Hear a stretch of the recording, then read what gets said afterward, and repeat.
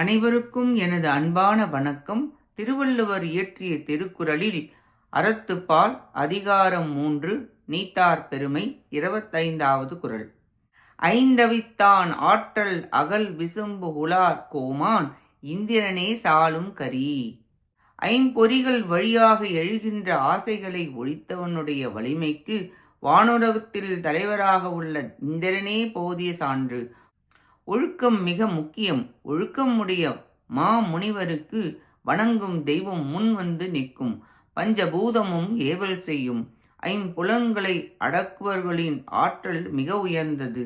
ஒரு சமயம் அகலியை மேல் கொண்ட மோகத்தால் இந்திரன் சென்றபோது கௌதம முனிவரின் சாபம் பெற்று வருந்தினான். தேவர்களின் தலைவனே இப்படி வருந்தினான் என்றால் அவ்வளவு சக்தி முனிவர்களுக்கு உண்டு.